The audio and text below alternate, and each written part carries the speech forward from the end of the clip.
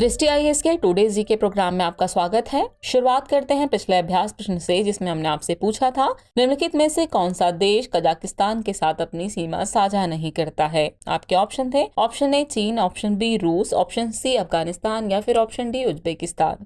तो इस प्रश्न का सही उत्तर है विकल्प सी अफगानिस्तान। आप में से कई व्यूअर्स ने कमेंट बॉक्स में इस प्रश्न का एकदम ठीक जवाब दिया है। चलिए आगे की बात को अब एक्सप्लेनेशन से समझते हैं। भारत कजाकिस्तान, किर्गिस्तान, तजाकिस्तान और उज्बेकिस्तान सहित मध्य एशियाई देशों के शीर्ष सुरक्षा अधिकारियों के एक सम्मेलन की मेजबानी कर रहा है। बता दें कि कजाकिस्तान मध्य एशिया का एक देश है। यह मध्य एशिया का सबसे बड़ा और दुनिया का 9वां सबसे बड़ा देश है। ये उत्तर पश्चिम और उत्तर में रूस से, पूर्व में चीन द्वारा, दक्षिण में किर्गिस्तान, उज्बेकिस्तान, अरल सागर और तुर्कमेनिस्तान और दक्षिण पश्चिम में कैस्पियन सागर से घिरा हुआ है। इसलिए विकल्प सी सही है। इस तरह इस प्रश्न का सही उत्तर हुआ विकल्प सी अफगानिस्तान। चलिए शुरुआत करते हैं आज के एपिसोड की। तो आज के एपिसोड का पहला प्रश्न है, भारतीय कला और शिल्प के संदर्भ में होदी क्या है। आपके ऑप्शन है पेंटिंग शैली, मंदिर वास्तुकला, साहित्य या फिर नाव बनाने की शिल्प। तो इस प्रश्न का सही उत्तर है विकल्प डी नाव बनाने की शिल्प। हाल ही में निकोबारी होदी शिल्प के लिए भौगोलिक संकेतक यानी जीआई टैग की मांग की गई है।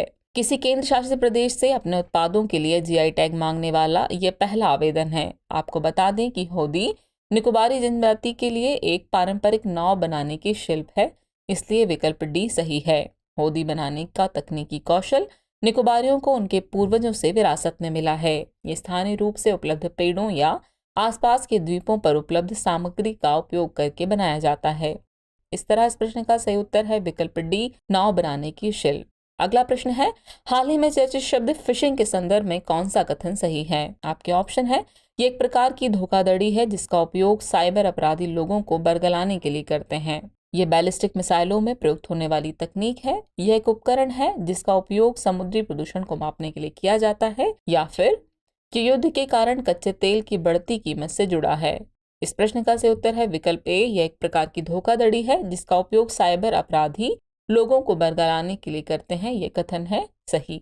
चलिए एक्सप्लेनेशन से आगे की बात को समझते हैं। भारत में बढ़ते डिजिटलीकरण से फिशिंग जैसी घटनाओं में भी तेजी देखने को मिल रही है। फिशिंग एक प्रकार की धोखाधड़ी है जिसका उपयोग साइबर अपराधी पासवर्ड और जन्मतिथि जैसी व्यक्तिगत जानकारी प्रकट करने हेतु लोगों को बरगलाने के लिए करते हैं, इसलिए विकल्प ए सही है। इसका उपयोग साइबर ठगों द्वारा लोगों को पैसे का लालच देने के लिए भी किया जाता है। इसका व्यापक रूप से उपयोग व्यक्ति को पैसे भेजने या जानकारी साझा करने हेतु भावनात्मक रूप से अपने जाल में फंसाने के लिए भी किया जाता है। मछली पकड़ने की तरह फिशिंग हमले विश्वास हासिल करने के लिए चारे के रूप में विभिन्न प्रकार के उपकरणों का उपयोग करते हैं। इस तरह इस प्रश्न का सही उत्तर है विकल्प ए यह एक प्रकार की धोखाधड़ी है जिसका उपयोग साइबर अपराधी लोगों को बरगलाने के लिए करते हैं। चलिए अगला प्रश्न देखते हैं। बायो सेंटिनल प्रयोग के संदर्भ में निम्नलिखित कथनों पर विचार कीजिए। कथन 1 है यह प्रयोग अमेरिकी अंतरिक्ष एजेंसी नासा से जुड़ा है। कथन 2 है इस प्रयोग में मशरूम शामिल हैं। उपयुक्त में से कौन सा या कौन से कथन सही है या फिर है।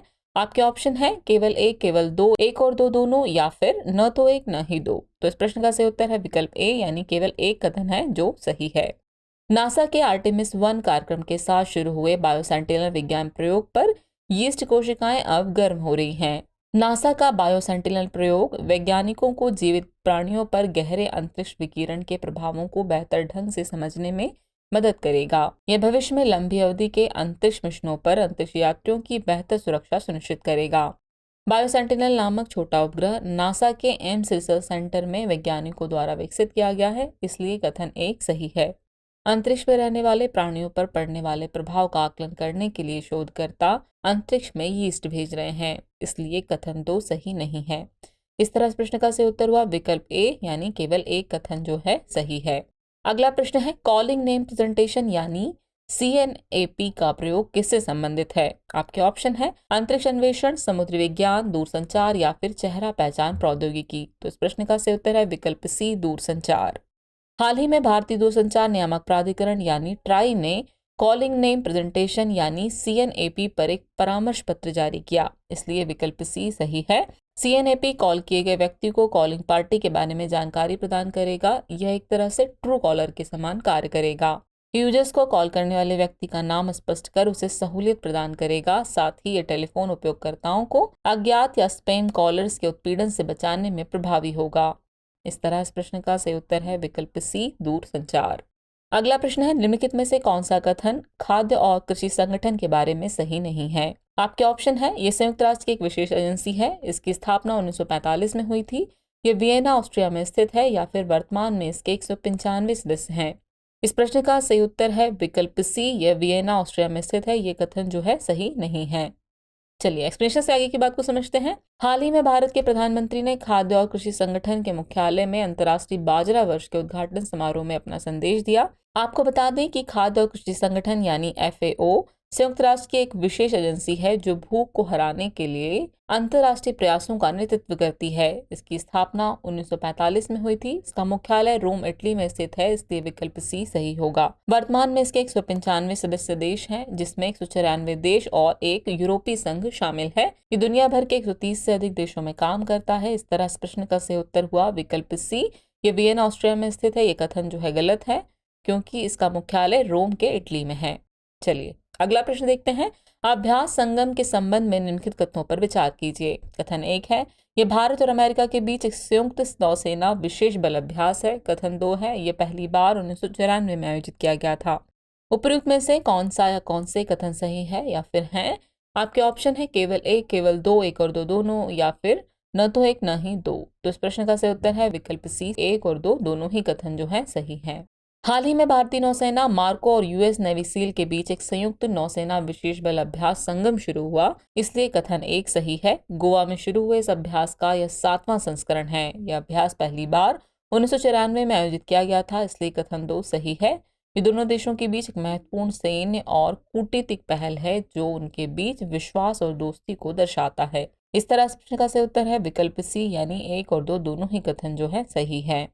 अगला प्रश्न है, रेपो रेट के संदर्भ में कौन सा कथन सही है? आपके ऑप्शन है, यह वह दर है जो किसी देश का केंद्रीय बैंक वाणिज्यिक बैंकों के अतिरिक्त धन को अपने पास जमा करने पर देता है। यह वह ब्याज दर है जिस पर किसी देश का केंद्रीय बैंक वाणिज्यिक बैंकों को पैसा उधार देता है। कि उस जमा का न्यूनतम प्रतिशत है जिसे वाणिज्यिक बैंकों द्वारा अपने पास रखने की आवश्यकता है, या फिर ये एक वाणिज्यिक बैंक की कुल जमा राशि का एक हिस्सा है जिसे देश के केंद्रीय बैंक में बनाए रखने की आवश्यकता है। तो इस प्रश्न का सही उत्तर है विकल्प बी, यह वह ब्याज दर है जिस पर किसी देश का केंद्रीय बैंक वाणिज्यिक बैंकों को पैसा उधार देता है।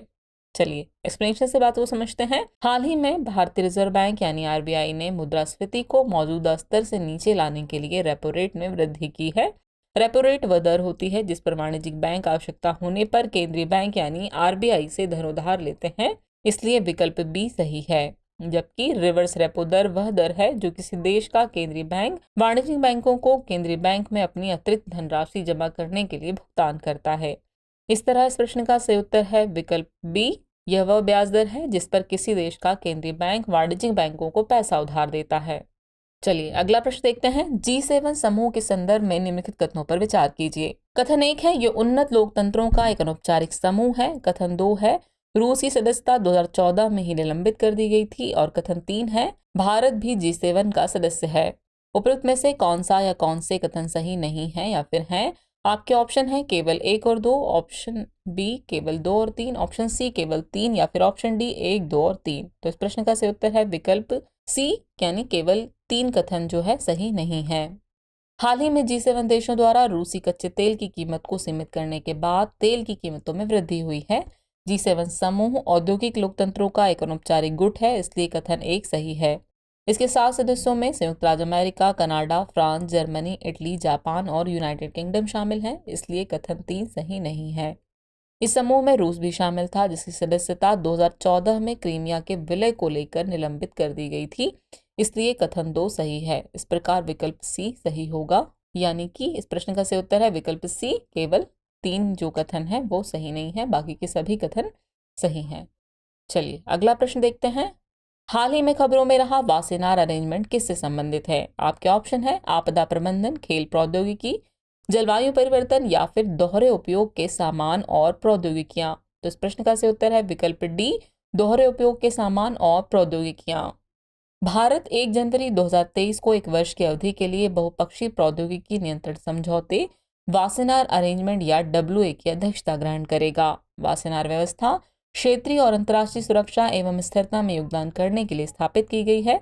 ये पारंपरिक हथियारों, दोहरे उपयोग वाली वस्तुओं और प्रौद्योगिकियों के हस्तांतरण में पारदर्शिता और जिम्मेदारियों को बढ़ावा देती है। इसलिए विकल्प डी सही है। इसका उद्देश्य आतंकवादियों द्वारा इन वस्तुओं के अधिग्रहण को रोकना भी है। इस तरह इस प्रश्न का सही उत्तर हुआ विकल्प डी, दोहरे उपयोग के सामान और प्रौद्योगिकियां। चलिए अब हम पहुंच गए हैं एपिसोड के आखिरी प्रश्न पर। तो एपिसोड का आखिरी प्रश्न है, न्यायालय की अवमानना के संदर्भ में निम्नलिखित कथनों पर विचार कीजिए। कथन 1 है, यह भारत के संविधान में अच्छी तरह से परिभाषित है। कथन 2 है, भारत के संविधान के अनुच्छेद 129 में इसका उल्लेख है।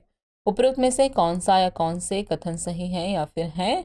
आपके ऑप्शन है केवल 1, केवल 2, 1 और 2 दोनों, और न तो 1 नहीं 2। तो इस प्रश्न का सही उत्तर है विकल्प बी, यानी केवल 2 कथन है जो सही है।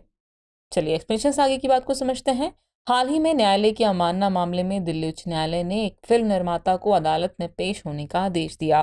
किसी न्यायालय या न्यायाधीश द्वारा दिए गए निर्णय को ना मानना या उसका निरादर करना न्यायालय की अवमानना माना जाता है। इसे न्यायालय की अवमानना अधिनियम 1971 में अच्छी तरह से परिभाषित किया गया है, इसलिए कथन 1 सही नहीं है। भारतीय संविधान के अनुच्छेद 129 में न्यायालय की अवमानना का उल्लेख किया गया है, इसलिए कथन 2 सही है।